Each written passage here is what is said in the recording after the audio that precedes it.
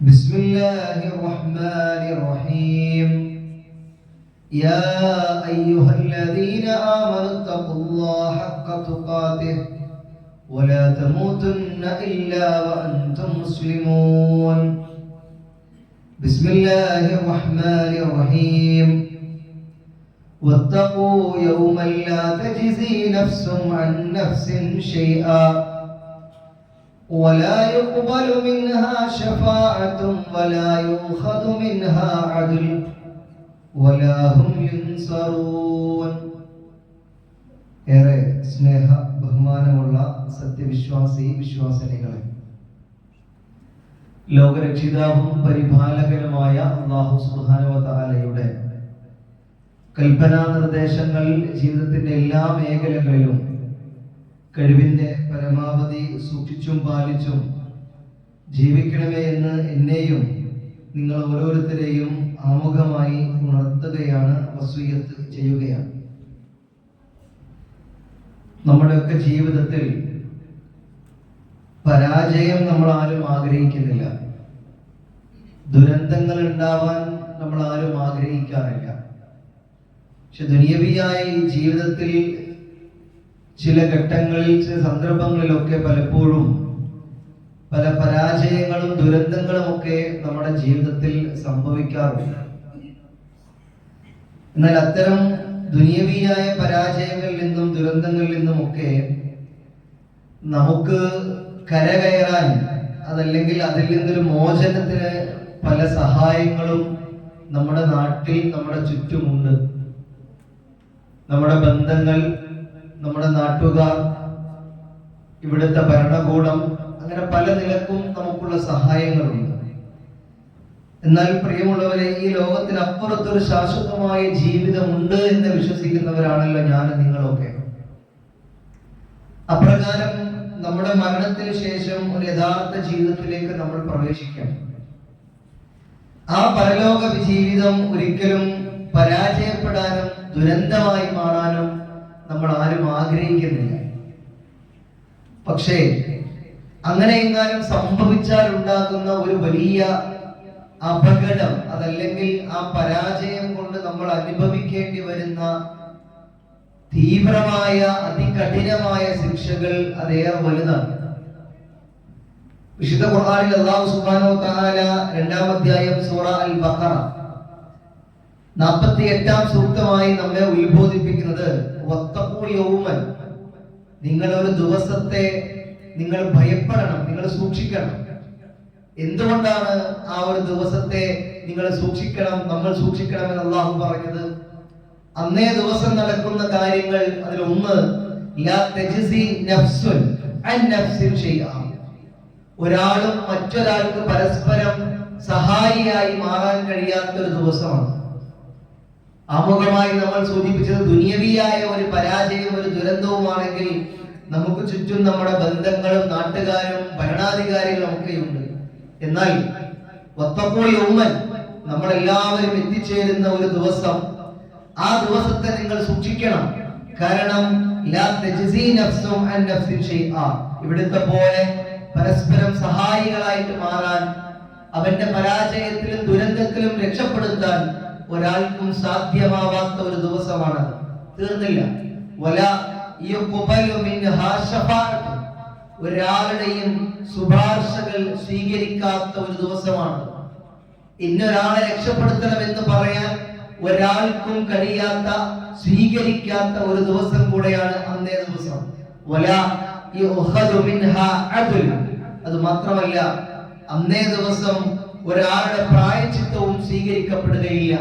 അല്ലാഹുവേ, ഒരവസരം കൂടെ നൽകണേ എന്നൊരപേക്ഷ, ഒരു പ്രായശ്ചിത്തം ചോദിച്ചാൽ അതുപോലും സാധ്യമാകാത്ത ഒരു ദിവസം. അവസാനം വലാഹും യുൻസറൂൻ, ആരാലും സഹായിക്കപ്പെടാനില്ലാത്ത ഒരു ദിവസമാണ്. വത്തഖൂ യൗമൻ, അങ്ങനെ ഒരു ദിവസം നിങ്ങൾക്ക് വരാനുണ്ട്, നമുക്ക് വരാനുണ്ട്.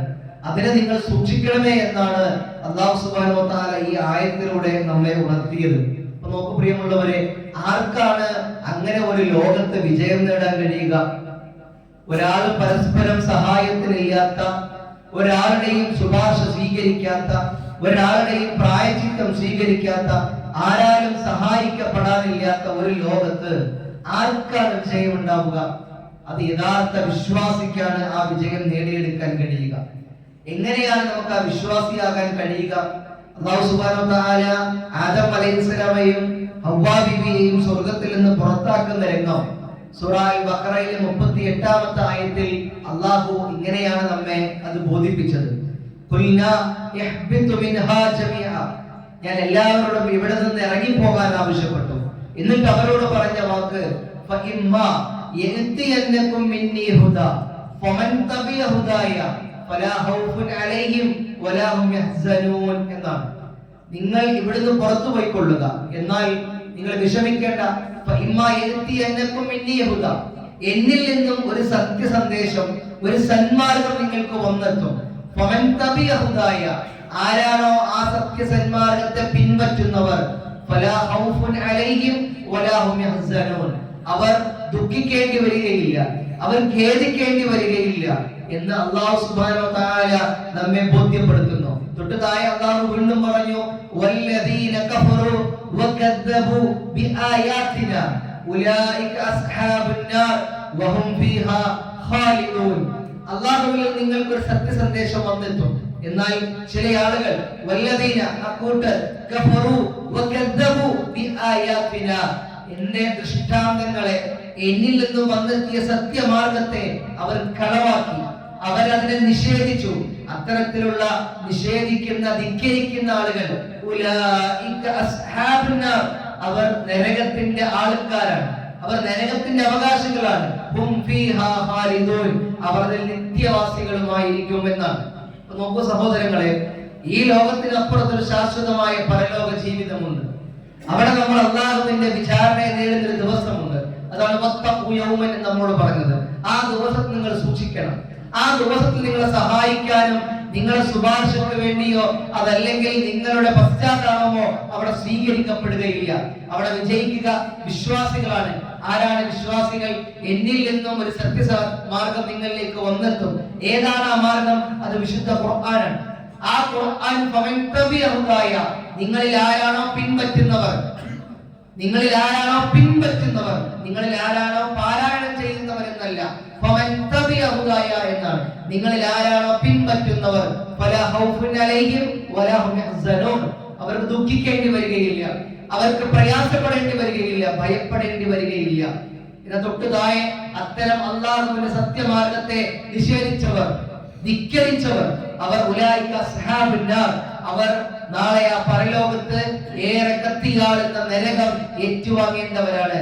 ഹും ഫീഹാ ഖാലിദൂൻ, അവർ നിത്യവാസികളുമായിരിക്കും എന്നാണ്. അങ്ങനെയാണെങ്കിൽ പ്രിയമുള്ളവരെ, ഒരു വിശ്വാസിയായി മാറാൻ നമുക്ക് ആദ്യമായി വേണ്ട ഒന്ന് എന്താണ്? നമ്മളൊക്കെ വിശ്വാസികളാണല്ലോ. പരലോകത്ത് ആരോരും സഹായത്തിനില്ലാത്ത ഒരു ദിവസം വിജയിക്കണമെങ്കിൽ, കത്തിയാളുന്ന നരകത്തിൽ നിന്ന് മാറി വലിയ സ്വർഗത്തിലേക്ക് നമ്മൾ എത്തിച്ചേരണമെങ്കിൽ നമ്മൾ വിശ്വാസികളാകണം. ഒരു വിശ്വാസിയായി മാറാൻ അവന് വേണ്ട പ്രധാനപ്പെട്ട ഒന്നെന്താ? അതിലൊന്ന് അറിവുണ്ടായിരിക്കണം. എന്തിനെ കുറിച്ചുള്ള അറിവുണ്ടായിരിക്കണം? അതൊന്ന് മഅരിഫത്തുല്ലാഹ്, ഒന്ന് അല്ലാഹുവിനെ കുറിച്ചുള്ള അറിവുണ്ടായിരിക്കണം. മറ്റൊന്ന് വമഅരിഫത്തുൻ നബി, പ്രവാചകനെ കുറിച്ചുള്ള അറിവുണ്ടായിരിക്കണം. വമഅരിഫത്തുദ്ദീനിൽ ഇസ്ലാം, ഇസ്ലാമിനെ കുറിച്ചുള്ള അറിവുണ്ടായിരിക്കണം. നമ്മൾ ആലോചിച്ച് നോക്കിയേ, അല്ലാഹുവിനെ കുറിച്ചുള്ള അറിവ് നമുക്ക് വേണം, പ്രവാചകനെ കുറിച്ചുള്ള അറിവ് നമുക്ക് വേണം, ദീനിനെ കുറിച്ചുള്ള അറിവ് നമുക്ക് വേണം. എന്തുകൊണ്ടാണ് ഇങ്ങനെ ഒരു അറിവ് വേണം എന്ന് നമ്മൾ പറയുന്നത്? ഈ ലോകത്ത് നിന്ന് നമ്മൾ കണ്ണടച്ചാൽ, നമ്മൾ റൂഹും ശരീരവുമായി വേർപെട്ട് കഴിഞ്ഞാൽ നമ്മൾ ആദ്യം എത്തുന്ന വീട് ഖബറാണ്, ബർസഖിയായ ജീവിതമാണ്. അവിടെയും ചില ചോദ്യങ്ങൾ ഉണ്ട് എന്ന് നമ്മളെ കൃത്യമായി പ്രവാചകൻ സല്ലല്ലാഹു അലൈഹി വസല്ലം പഠിപ്പിച്ചിട്ടുണ്ട്. എന്താണ് അതിലെ ഒന്നാമത്തെ ചോദ്യം? മൻ റബ്ബുക എന്നാണ്, ആരാണ് നിന്റെ രക്ഷിതാവ് എന്നാണ്. രണ്ടാമത്തെ ഒരു ചോദ്യം മാ ദീനുക എന്നാണ്, നിന്റെ ദീൻ, മതം ഏത് എന്നതാണ്. മൂന്നാമത്തെ ഒരു ചോദ്യം മൻ നബിയുക എന്നാണ്, നിന്റെ പ്രവാചകൻ ആര് എന്നാണ് ചോദ്യം. എന്തിനെ കുറിച്ചൊക്കെയാണ് നമുക്ക് അറിവുണ്ടാകേണ്ടത്? അള്ളാഹിനെ കുറിച്ചുള്ള അറിവുണ്ടാകണം, ദീനിനെ കുറിച്ചുള്ള അറിവുണ്ടാകണം, പ്രവാചകനെ കുറിച്ചുള്ള അറിവുണ്ടാകണം. നമ്മളോട് ഖബറിൽ ചോദിക്കുന്ന ചോദ്യം മൻ റബ്ബുക, നിന്റെ രക്ഷിതാവ് ആര്, നിന്റെ റബ്ബ് ആര്, മാ ദീനുക, നിന്റെ മാർഗം, നിന്റെ ദീൻ ഏത്, മാ നബിയുക, നിന്റെ പ്രവാചകൻ ആര് എന്ന ചോദ്യമാണ്. വിശ്വാസികൾക്ക് ഉത്തരം പറയാൻ കഴിയും, റബ്ബി അല്ലാഹ്, എന്റെ രക്ഷിതാവ് അല്ലാഹുവാണ്, എന്റെ രക്ഷിതാവ് അല്ലാഹുവാണ്, വദീനി അൽ ഇസ്ലാം, എന്റെ മതം, എന്റെ മാർഗം അൽ ഇസ്ലാമാണ്, വനബി മുഹമ്മദ് സല്ലല്ലാഹു അലൈഹി വസല്ലം, എന്റെ പ്രവാചകൻ മുഹമ്മദാണ് എന്ന് എനിക്ക് പറയാൻ കഴിയും. തിരിച്ചും റസൂലുള്ളാഹി സ്വല്ലല്ലാഹു അലൈഹി വസല്ലം പറഞ്ഞു, അവിശ്വാസികളായ ആളുകൾ, ഇതൊന്നും അറിയാത്ത പരിചയമില്ലാത്ത ആളുകൾ, ബുദ്ധിയുണ്ടായിട്ടും കാഴ്ചപ്പാടുണ്ടായിട്ടും ഇതൊക്കെ ചിന്തിക്കണം പഠിക്കണം എന്ന അറിവുണ്ടായിട്ടും കേട്ടിട്ടും അനുസരിക്കാതെ നേരത്തെ പറഞ്ഞ ധിക്കരിച്ച നിഷേധിച്ച ആളുകളുണ്ടല്ലോ, അവരോടും ചോദിക്കും മൻ റബ്ബുക, മാ ദീനുക, മാ നബിയുക. എല്ലാത്തിനും അവർ പറയുന്ന മറുപടി ലാ അദ്രി എന്നാണ്, എനിക്കറിയില്ല എന്നാണ്, എനിക്കറിയില്ല എന്നാണ്. അപ്പൊ നമ്മളിങ്ങനെ ആലോചിച്ച് നോക്കിയാൽ മതി, ഞാൻ മുസ്ലിമായി വിശ്വാസിയായി ജീവിക്കാൻ തുടങ്ങിയിട്ട് എത്രയായി കാലം? ജനിച്ചത് മുതൽ ഈ വിശ്വാസം അംഗീകരിച്ച് ജീവിക്കുന്നവരാണല്ലോ നമ്മളെല്ലാവരും. അങ്ങനെയാണെങ്കിൽ ഈ പ്രായം വരെ എന്നോട് മൻ റബ്ബുക എന്ന് ചോദിച്ചാൽ എന്റെ റബ്ബ് അല്ലാഹുവാണെന്നാണ് ഖബറിൽ ഉത്തരം പറയാൻ ഞാൻ പ്രാപ്തനാണോ?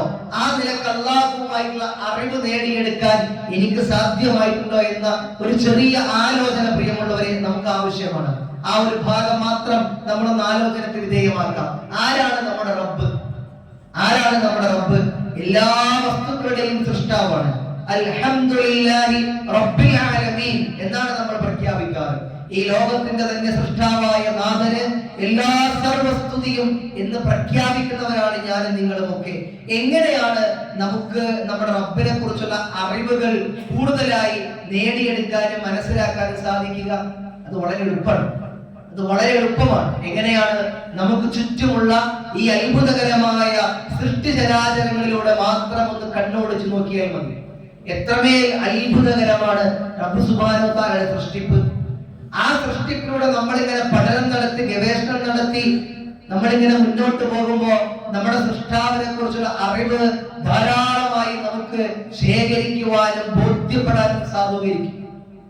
ആ ബോധ്യത്തിലൂടെ നമുക്ക് അള്ളാഹുവിലേക്ക് കൂടുതലായി അടുക്കാൻ സാധിക്കുക. അതുകൊണ്ടാണ് ഞാൻ ചോദിച്ചത്, ഈ പ്രായം വരെ നമ്മൾ അള്ളാഹുവിലേക്ക് അടുക്കുന്ന രൂപത്തിൽ അള്ളാഹുവിന്റെ സൃഷ്ടിപ്പിനെ കുറിച്ച് അള്ളാഹുവിനെ കുറിച്ചുള്ള അറിവുകൾ നമ്മൾ എത്രത്തോളം നേടിയെടുക്കാൻ തയ്യാറായിട്ടുണ്ട് എന്നുള്ളത്. വിശുദ്ധ ഖുർആനിലെ സൂറ ഗാശിയയിൽ 4 ചോദ്യങ്ങൾ ചോദിച്ചു. അതിൽ ഒന്നാമത്തെ ഒരു ചോദ്യം അഫലാ യൻദുറൂന ഇലൽ ഇബ്ലി കൈഫ ഖുലിഖത് എന്നാണ്. നിങ്ങൾ നോക്കുന്നില്ല മനുഷ്യരെ എങ്ങനെയാണ് ഒട്ടകത്തിനെ സൃഷ്ടിക്കപ്പെട്ടുള്ളത് എന്ന് നിങ്ങൾ ആലോചിച്ച് നോക്കിയേ, നിങ്ങൾ ചിന്തിച്ചു നോക്കിയേ. അത് വെറും ഒരു ആയത്തിങ്ങനെ ഓതി പോകാൻ വേണ്ടിയുള്ള ഒരു വചനം മാത്രമല്ലല്ലോ. അഫലാ യൻദുറൂന, നിങ്ങൾ നോക്കുന്നില്ലേ എന്നാണ്. നമ്മൾ നോക്കിയോ? നമ്മൾ ഒട്ടകത്തിന്റെ അടുത്ത് പോയി ഒട്ടകത്തിന്റെ കൂടെ ഫോട്ടോ എടുത്ത് നമ്മളത് ആളുകൾക്ക് അയച്ചു കൊടുത്ത് ആസ്വദിക്കുകയൊക്കെ ചെയ്തിട്ടുണ്ട് നമ്മൾ പലപ്പോഴും. പക്ഷെ ഖുർആനിലെ ഈ ഒരു ചോദ്യം ഒട്ടകത്തിനെ ഇങ്ങനെ കാണുമ്പോൾ നമ്മുടെ മനസ്സിൽ തോന്നിയിട്ടുണ്ടോ? അഫലാ യൻദുറൂന, എങ്ങനെയാണ് ഇലൽ ഇബ്ലി കൈഫ ഖുലിഖത്, ഈ മനോഹരമായ ഈ ജീവിയെ അല്ലാഹു സൃഷ്ടിച്ചത് എന്നുള്ളത്. എവിടെയാണ് അവയുടെ ആവാസ വ്യവസ്ഥ? അത് മരുഭൂമിയിലാണ്. എന്താണ് മരുഭൂമിയുടെ സാഹചര്യം? നമുക്കറിയാം, ഇടയ്ക്കിടയ്ക്ക് ശക്തമായ പൊടിക്കാറ്റടിക്കും. മറ്റുള്ള ജീവികളൊക്കെ അവയുടെ മാളങ്ങളിലൊക്കെ ഒളിച്ചിരിക്കുമ്പോ ഈ ജീവി മാത്രം ഈ മരുഭൂമിയിൽ നിൽക്കുന്ന കാഴ്ച നമുക്ക് കാണാം. എന്താണ് സംരക്ഷണം പ്രിയമുള്ളവരെ? അല്ലാഹു ചോദിക്കുകയാണ്, അഫലാ യൻദുറൂന, നിങ്ങൾ നോക്കിയോ എന്താണ് സംരക്ഷണം എന്നുള്ളത്? ആ ജീവിയെ അല്ലാഹു സുബ്ഹാനഹു വ തആല എത്ര മനോഹരമായിട്ടുള്ള സംവിധാനങ്ങൾ നൽകിയത്. ഒട്ടകത്തിന്റെ കണ്ണുകൾ, ആ കണ്ണുകൾക്ക് ഒന്നിന് മുകളില് ഒന്നായിക്കൊണ്ട് 2 നിരയിലുള്ള കൺപീലികളുണ്ട്.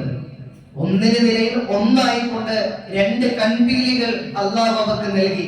ആ കണ്ണിൽ നിന്നും പതിക്കാനിടയാകുന്ന മണൽത്തരികളെ അത് തടഞ്ഞു മാറ്റുന്നു. കഴിഞ്ഞില്ല. ആ ജന്തുവിന്റെ, ആ ജീവിയുടെ കണ്ണുകൾക്കുള്ളിൽ മറ്റൊരു സംവിധാനം കൂടെ അല്ലാഹു സുബ്ഹാനഹു വ തആല ഒരുക്കി വെച്ചു. അത് അവയുടെ കൺപോളയാണ്. നിങ്ങൾ നോക്കൂ, ആ കൺപോള എന്ന് പറഞ്ഞാൽ മുകളിൽ താഴെയുമുള്ള കൺപോളകൾ കൂടാതെ, മുകളിലും താഴെയുമുള്ള കൺപോളകൾ കൂടാതെ മൂന്നാമതൊരു കൺപോളയും കൂടെ അല്ലാഹു സുബ്ഹാനഹു വ തആല അവർക്ക് നൽകി. ആ കൺപോളയാകട്ടെ വളരെ സുതാര്യമാണ്, വളരെ നേർത്തതാണ്, സുതാര്യമാണ്. അതുകൊണ്ട് പൊടിക്കാറ്റ് കടിക്കുന്ന സമയത്ത് അതിന്റെ മൂന്നാമത്തെ കൺപോള അടച്ചു പിടിക്കും. ചടച്ചു പിടിച്ചാലും കണ്ണടയുന്നില്ല. അത് നേർത്ത സുതാര്യമായോടുകൂടി തന്നെ അതിനെ നേരിട്ട് കാഴ്ചകൾക്ക് അത് സാധൂകരിക്കുകയും ചെയ്യുന്നു. ആരാണ് സംവിധാനിച്ചവൻ? ആരാണ് ഇത്രമേൽ അപകടകരമായ ഒരു അവസ്ഥയിലും എല്ലാവിധ സംരക്ഷണവും ഒരുക്കി അതിനെ ആരാണ് സംവിധാനിച്ചത്? അള്ളാഹുവിന്റെ ചോദ്യമാണത്. നിങ്ങൾ നോക്കുന്നില്ലേ എന്നുള്ളത്.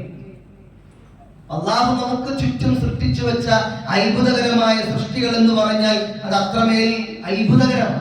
കഴിഞ്ഞില്ല മണിക്കൂറുകളോളം നമുക്കറിയാം, വലിയ വലിയ ദൂരങ്ങളോളം ആ ജീവി ഇങ്ങനെ സഞ്ചരിക്കുമ്പോൾ, ഒട്ടകം സഞ്ചരിക്കുമ്പോ വെള്ളം ആവശ്യമാണ്. ഒരു 3 മിനിറ്റിൽ 200 ലിറ്റർ വെള്ളമോളം അത് കുടിച്ചെടുക്കുമെന്നാണ്. എന്തിനു വേണ്ടിയാ കുടിച്ചെടുക്കുന്നത്? ഒരു വേള കഠിനമായ ശക്തമായ ചൂട് സമയത്ത് വിയർപ്പായി തന്റെ വെള്ളം പോകുമ്പോഴും അതിനെ വിസർജിക്കാൻ മനുഷ്യരെ പോലെ ഇടക്കിടക്ക് വിസർജിക്കില്ല. അത് പലപ്പോഴായി മൂത്രമൊഴിക്കും. അപ്പോഴും അത് കുറച്ചു മാത്രമേ ഒഴിക്കാറുള്ളൂ. ബാക്കിയുള്ള വെള്ളം അത് നെയ്യായി തന്റെ ശരീരത്തിൽ അത് കൃത്യമായി സൂക്ഷിക്കപ്പെടും. അതിന്റെ പൂഞ്ഞയിൽ ആവശ്യാനുസരണം ആ നെയ്യ് വെള്ളമായി അതിന്റെ ശരീരഭാഗങ്ങളിലേക്ക് കൃത്യമായി എത്തിപ്പെടുന്നു. ആരാണ് ഇത് സംവിധാനിച്ചവൻ? അള്ളാഹ് ചോദിക്കുന്ന ഒരു ആയത്തിലൂടെ നമ്മളോട് എന്നുള്ളത്. നേർത്ത കാലുള്ള, നീണ്ട കാലുള്ള ഒരു മൃഗമാണത്. എന്തിനു വേണ്ടിയാണ് അതിന് അത്രത്തോളം നീളമുള്ള കാൽ? അത് മരുഭൂമിയിലാണ് അതിന്റെ ആവാസ വ്യവസ്ഥ. ശക്തമായ ചൂട് അതിന്റെ ശരീരത്തിലേക്ക് പെട്ടെന്ന് ഏൽക്കാതിരിക്കാൻ വേണ്ടി ആ ഭൂമിയുടെ പ്രതലത്തിൽ നിന്നും അത്രമേൽ ഉയരത്തിൽ നിൽക്കുന്ന ഒരു ജീവിയാണത്. ആര് സംവിധാനിച്ചത്? അള്ളാന്റെ ചോദ്യമാണ്. കഴിഞ്ഞില്ല. ധാരാളം പ്രത്യേകതകളുണ്ട് അതിന്റെ നടത്തത്തിലും അതിന്റെ ഇരുത്തത്തിലും അതിന്റെ കാൽപാദത്തിലും ഒക്കെ അള്ളാഹു സംവിധാനിച്ചു വെച്ച അത്ഭുതങ്ങളുണ്ട്. പ്രിയമുള്ളവരെ, എന്തിനെ കുറിച്ചാണ് നമുക്ക് അറിവുണ്ടായിരിക്കേണ്ടത്? അള്ളാഹുവിനെ കുറിച്ച്. എങ്ങനെയാ നമുക്ക് നേടാൻ സാധിക്കുക? സൃഷ്ടിപ്പിന്റെ അത്ഭുതങ്ങളിലൂടെ അങ്ങനെ പരിശോധിച്ചാൽ നമുക്കത് മനോഹരമായി നമുക്കത് നേടിയെടുക്കാൻ കഴിയുമെന്നാണ് നമുക്കത് ബോധ്യപ്പെടുത്തിയിരുന്നത്. അപ്പൊ അള്ളാഹുവിനെ കുറിച്ചുള്ള അറിവ് നമുക്ക് ഏറെ ധാരാളമായി ഉണ്ടെങ്കിൽ ആ അള്ളാഹുവിന്റെ സത്യമാർഗം നമ്മൾ ജീവിതത്തിൽ പകർത്തി ജീവിക്കുന്നവരാണ് എങ്കിൽ നാളെ ഖബറിൽ മൻ റബ്ബുക എന്ന് ചോദിക്കുമ്പോ റബ്ബി അല്ലാഹ്, എന്റെ റബ്ബ് അല്ലാഹുവാണ് എന്ന ഉത്തരം പറയാൻ നമുക്ക് സാധിക്കും. എന്നാൽ അതൊന്നുമില്ല. ഇതിനെക്കുറിച്ചൊന്നും ആലോചിക്കാതെ ചിന്തിക്കാതെ അതൊക്കെ അങ്ങനെ നടന്നോട്ടെ എന്ന ഒരു ആശയത്തിലും അത്തരത്തിലുള്ള ഒരു ചിന്തയിലും നിഷേധിച്ച് നടക്കുന്ന ആളുകൾക്ക് മൻ റബ്ബുക എന്ന ഖബറിൽ ചോദിക്കുമ്പോ ലാ അദ്രി, എനിക്കറിയില്ലല്ലോ എന്ന ഉത്തരമാണ് പറയാൻ സാധിക്കുക. അപ്പൊ നമ്മൾ ആലോചിക്കേണ്ടത്, എന്നോട് മൻ റബ്ബുക എന്ന് ചോദിച്ചാൽ എന്റെ റബ്ബ് അല്ലാഹുവാണ് എന്ന് പറയാവുന്ന വിധത്തിൽ അല്ലാഹുവിനോടുള്ള അടുപ്പവും അറിവും ഞാൻ നേടിയിട്ടുണ്ട് എന്ന് നമ്മൾ ആലോചിക്കുക. എന്തിനേറെ പ്രിയമുള്ളവരെ, നമ്മുടെ ശരീരത്തിന്റെ സൃഷ്ടിപ്പ് നിങ്ങൾ ആലോചിച്ചു, എത്ര മനോഹരമാണ്. ഈ ലോകത്തെ ഏറ്റവും വലിയ ക്യാമറ ഏതാ? ഒരാൾ ചോദിച്ചതാണ്.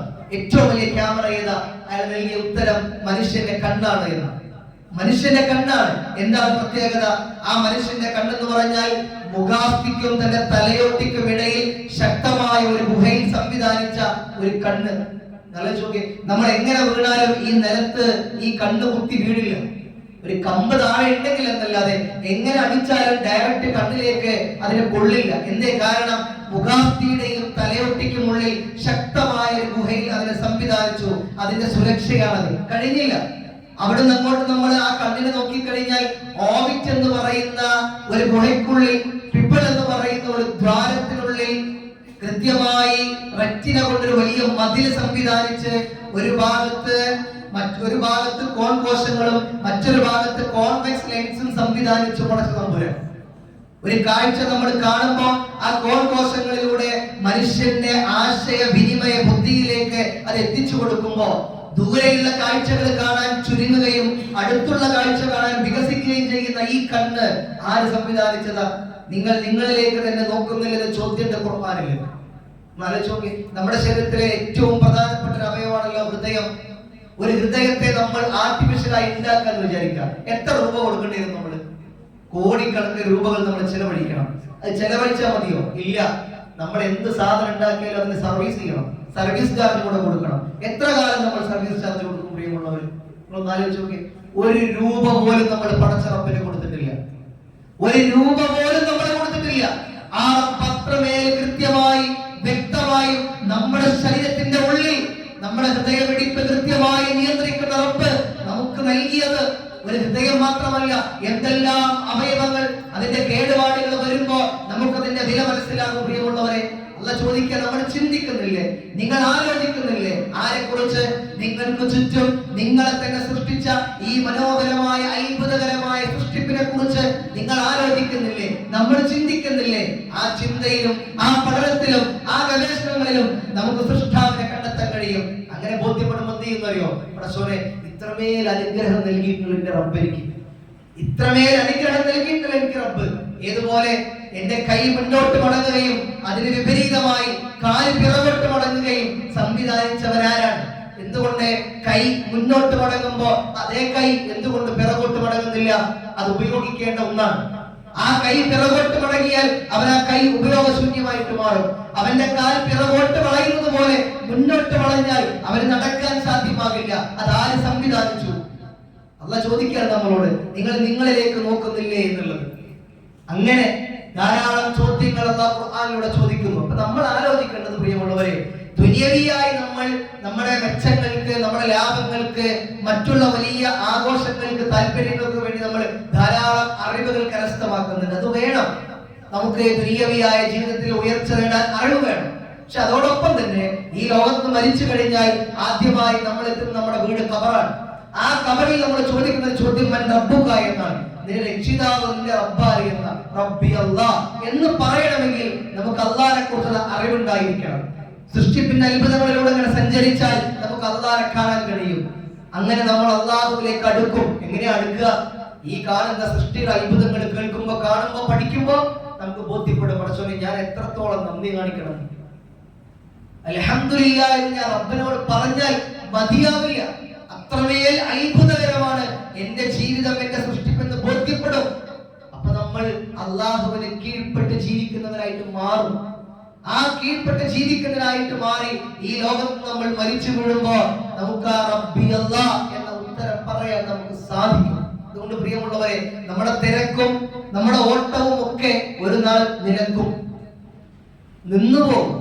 മറ്റുള്ളവരൊക്കെ നമ്മളെ കാണാൻ വരുന്ന ഒരു ദിവസം നമുക്ക് ഉണ്ടാവും. അതുകൊണ്ട് നമ്മൾ ആലോചിക്കുക, അതിന്റെ മുൻപ് എന്നെ സൃഷ്ടിച്ച റബ്ബ് സുബ്ഹാനഹു വ തആലയെ കുറിച്ച്, എന്റെ സൃഷ്ടാവിനെ കുറിച്ചുള്ള ഒരു അറിവ് നേടിയെടുക്കുന്നിടത്ത് ഞാൻ ഒരിക്കലും തന്നെ പിറകോട്ട് മാറി പോകരുത്. അള്ളാഹുവിന്റെ മാർഗത്തിൽ ഏറെ ശ്രദ്ധയോടുകൂടി ജീവിക്കുന്നവരായി നമ്മൾ മാറണം. അങ്ങനെ നമ്മൾ അള്ളാഹുവിന്റെ അറിവ്, അള്ളാഹിനെ കുറിച്ചുള്ള അറിവ് നേടിയെടുക്കാൻ നമ്മൾ സമയം കണ്ടെത്തണം. അതിനു വേണ്ടിയുള്ള അവസരങ്ങളൊക്കെ നമ്മുടെ നാട്ടിൽ പല സ്ഥലങ്ങളിലുണ്ട്. അത് നമ്മൾ ഉപയോഗപ്പെടുത്തണം, നമ്മൾ നഷ്ടപ്പെടുത്തി കളയരുത്. ഒന്നും അറിയാത്തവരായി, ഒന്നും ചിന്തിക്കാത്തവരായി നമ്മൾ ഇങ്ങനെ ജീവിച്ചു തീർക്കരുത്. വിരല് പിടിച്ച ഒരു സിംഹം ആട്ടി ഓടിക്കുന്ന മൃഗത്തെ പോലെ നമ്മൾ ആയിത്തീരരുത്. കണ്ടതിന്റെയും കേട്ടതിന്റെയും പിറകെങ്ങനെ പിന്നാലെ ഓടി നടന്ന് അവസാനം തളർന്നു വീഴുന്നവരായി നമ്മൾ മാറരുത്. നമ്മുടെ ജീവിതത്തിൽ കൃത്യമായ ഒരു ലക്ഷ്യം ഉണ്ടാവണം. ആ ലക്ഷ്യം സ്വർഗം നേടിയെടുക്കലാണ്. അതിനു വേണ്ടിയുള്ള പണിപ്പുരയിൽ, അതിനു വേണ്ടിയുള്ള അധ്വാനത്തിൽ നമ്മുടെ മുൻപിൽ ദുനിയവിയായ കാര്യങ്ങൾ തടസ്സമായി നിൽക്കരുത്. ആ നേട്ടത്തിൽ നമ്മൾ അല്ലാഹുവിന്റെ പരലോകം നേടിയെടുക്കണം. നമ്മുടെ ജീവിതം വളരെ ക്ഷണികമാണ്, വളരെ കുറച്ചേ ഉള്ളൂ. നമ്മളിങ്ങനെ ചിന്തിക്കരുത് ഇനിയുമുണ്ട്, ധാരാളമുണ്ട്, ഇനിയുമുണ്ട് എന്നുള്ളത്. ഏത് സമയവും നമ്മളെ മരണത്തെ തേടിയെത്താം. മരണം നമ്മളെ കൺമുൻപിൽ എത്തിച്ചേരാം. ആ സമയത്തിന്റെ മുൻപിൽ അല്പമെങ്കിലും അള്ളാഹിനെ കുറിച്ചുള്ള അറിവ് ധാരാളമായി നേടിയെടുക്കാൻ നമ്മൾ തയ്യാറാവണം. അത്തരത്തിൽ അള്ളാഹുവിനെ കുറിച്ചുള്ള അറിവുകൾ കരസ്ഥമാക്കി യഥാർത്ഥത്തിൽ അള്ളാഹുവിന്റെ നിയമനിർദ്ദേശങ്ങൾ പാലിച്ചുകൊണ്ട് ജീവിക്കുന്ന വിശ്വാസികളുടെ കൂട്ടത്തിൽ അള്ളാഹു സുബ്ഹാനഹു വ തആല എന്നെ നിങ്ങളെയും ഉൾപ്പെടുത്തി അനുഗ്രഹിക്കുമാറാകട്ടെ.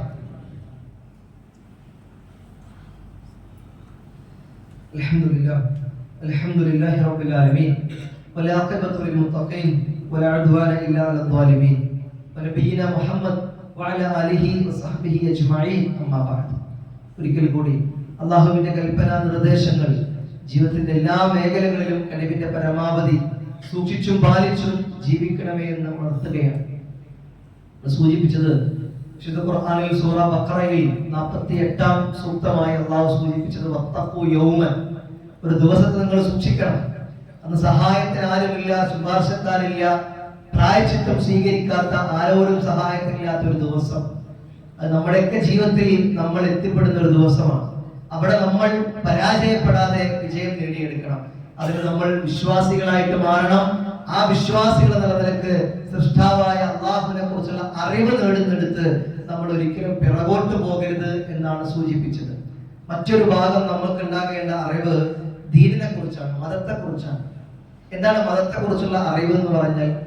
അത് മതത്തിന്റെ നിയമങ്ങൾ, മതം എന്താണ് എന്നോട് ജീവിക്കാൻ ആവശ്യപ്പെടുന്നത്, അത് കൃത്യമായി തന്റെ ജീവിതത്തിൽ കൊണ്ടു നടക്കുക എന്നതാണ്. അവിടെ നമുക്ക് കുറേ കാര്യങ്ങൾ ഇന്നത്തെ കാലത്ത് നമ്മൾ തിരിച്ചറിയേണ്ടതുണ്ട്.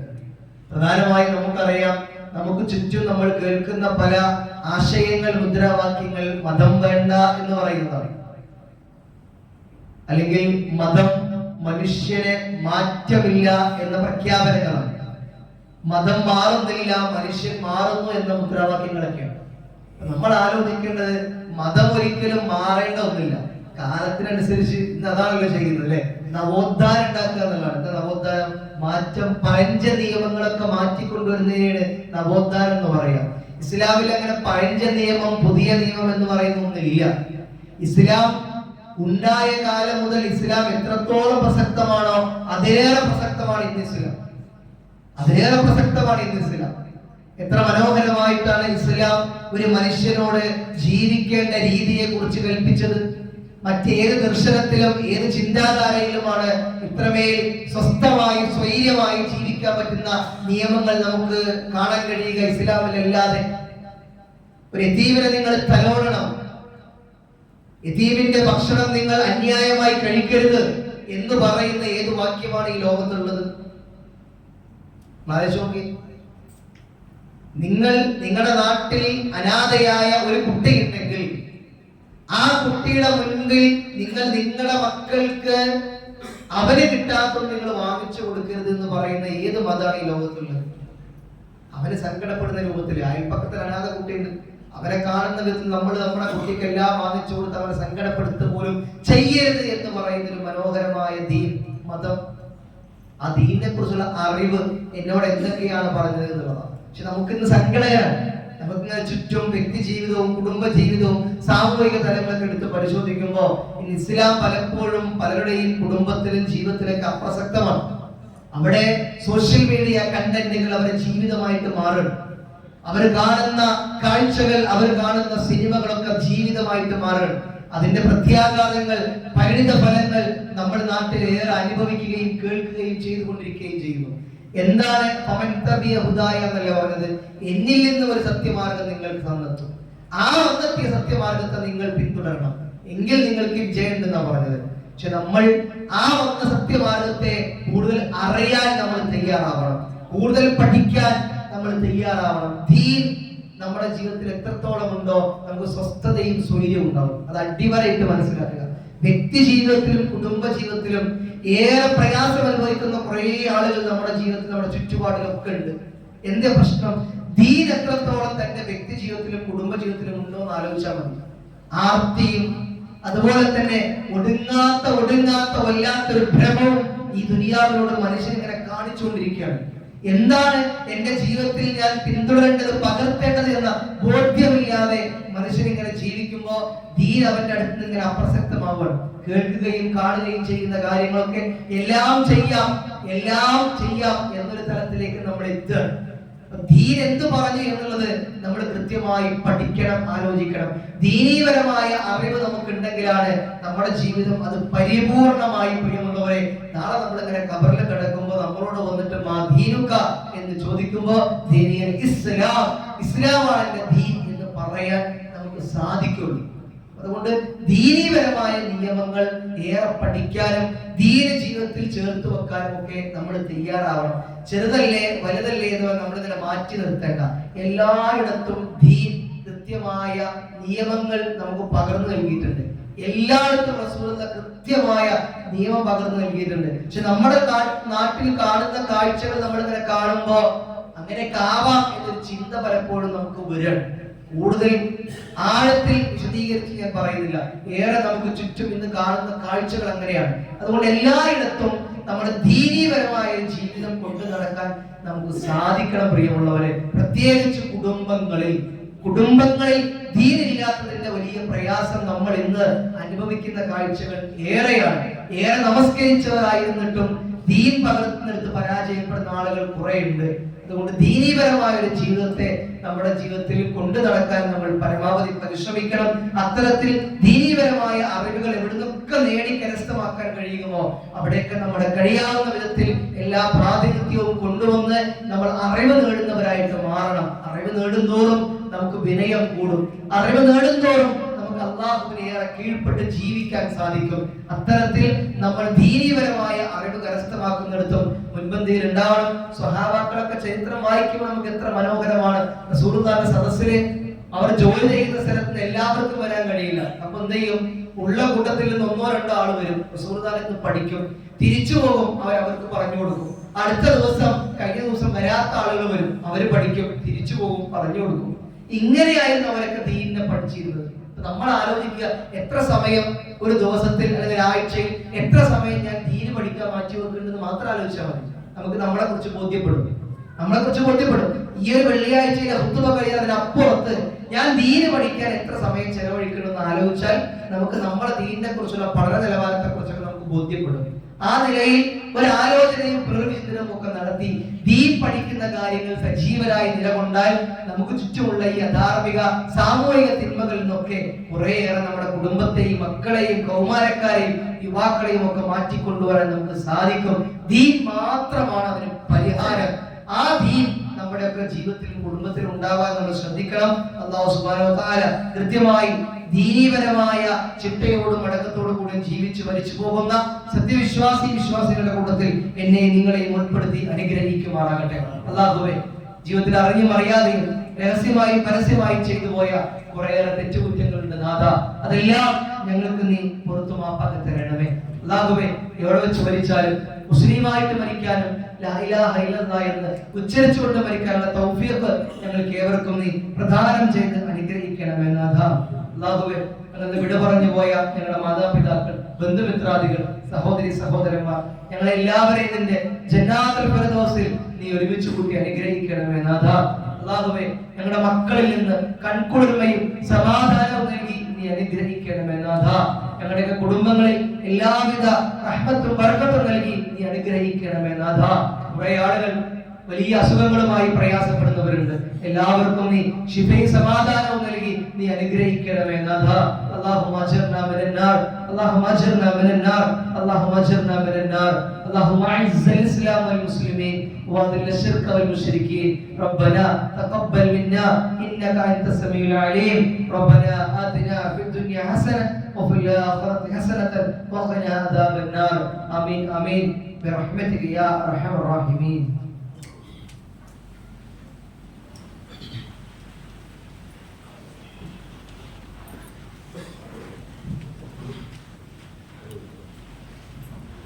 الله أكبر الله أكبر أشهد أن لا إله إلا الله أشهد